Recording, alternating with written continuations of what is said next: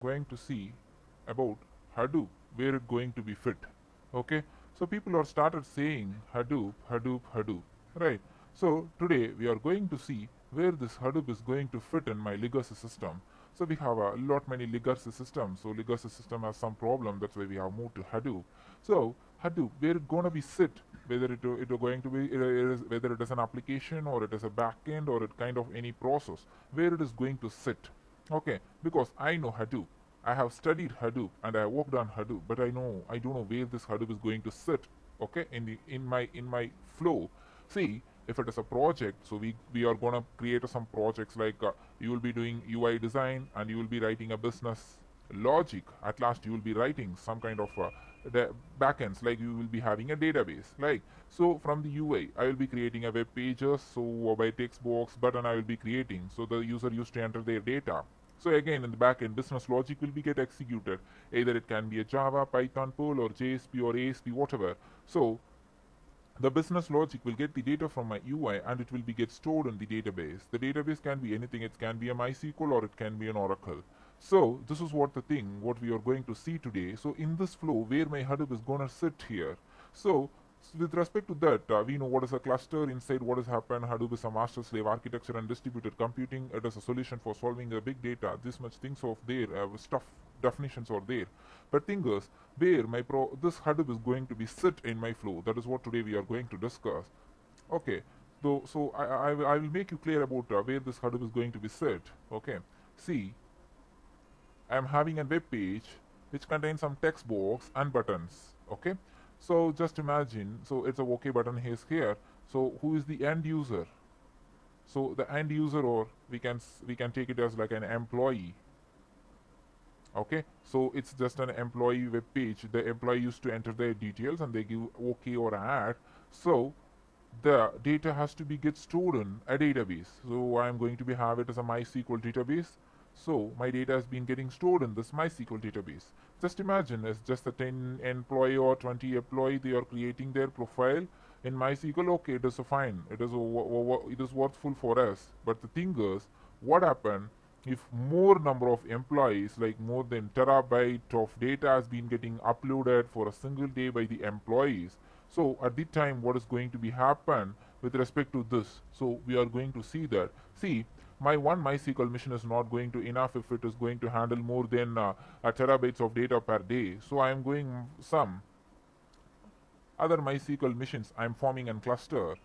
Cluster in the sense a group of machines forms a cluster. Okay, I am saying it is a 3 MySQL machine cluster. So one will be act as a master and the remaining will be act as a slave. So my request goes to master and master will distribute my information to the slave machines.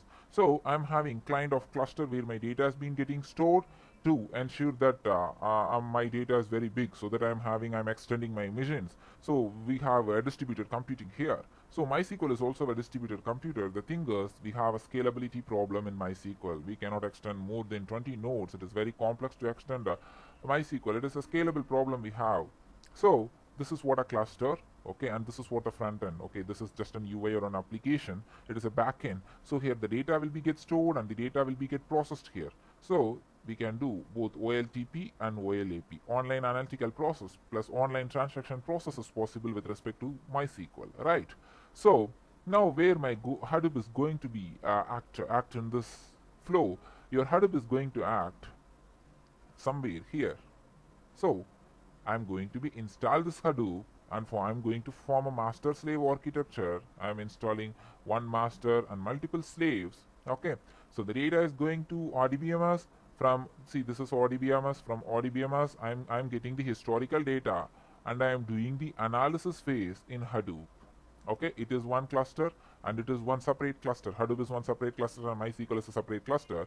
I am taking the data from the RDBMS and I am doing the online analytical process.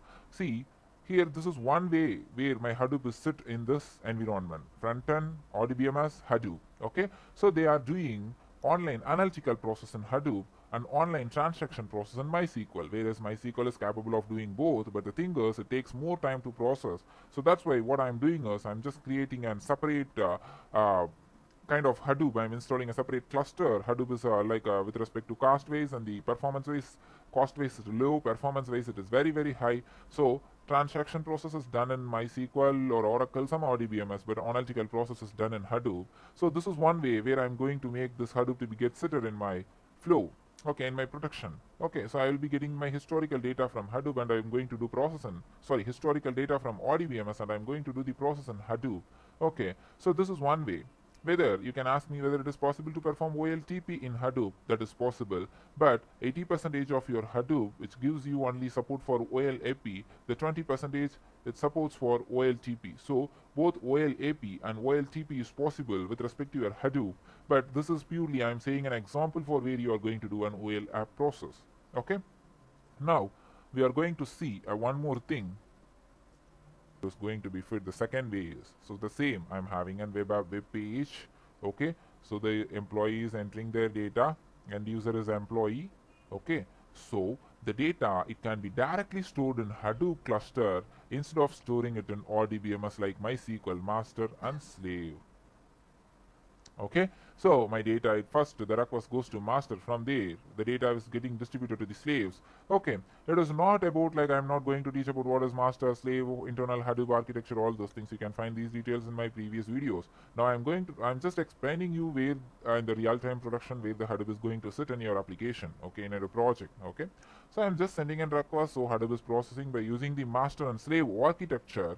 Okay, so that is what we are seeing here. So thing is, you can also use this for OLA and also you can use this for OLTP. So here I am using for both online transaction process and online analytical process. So a user is submitting their data. The data has been getting stored in Hadoop and analysis also done by Hadoop. Okay, for example, we can take the Flipkart. So the user is placing an order. So immediately the amount has been predicted. It has been taken by the Flipkart from their bank. Immediately the amount has been get updated. That is OLTP process. Just imagine they are using MySQL as their cluster to do the all online transaction process. Okay, so the same I'm taking this historical data about the particular customer and I'm putting this in my Hadoop and I'm doing online analytical process OLAP. Okay, so based on the analysis, I'm saying this particular customer is visiting always, so that this is the best customer. So I'm saying that this customer needs to get a more offers. So I'm just giving to his browser, to his IP address, I'm sending the offers for him alone. I'm sending some kind of offers to maintain my customer, right? So that is what we are doing. Okay, that is what Flipkart is doing. So they are using online transaction process with RDBMS and analytical process in Hadoop. So companies nowadays, they are doing the transaction process in MySQL and analysis process in Hadoop. So why the people are still doing analytical process is done by Hadoop, but still the thing is, they have some kind of issues, or they are not satisfied with OLTP to do in Hadoop. That's why still people are doing clients or working with OLTP with or DBMS and OLAP with Hadoop. Okay, so like big social medias like Facebook, Twitter, Google, Yahoo, they have converted their whole systems to Hadoops and big data things. But things like medium and some medium scale industries, they have not yet started of making this Hadoop as a OLTP, but some companies they are using. But the thing is, in real time, this is what happened. You can replace your RDBMS with MySQL, sorry, you can replace with RDBMS with Hadoop, or you can add your Hadoop cluster along with your RDBMS cluster. So this is what happened with respect to Hadoop and where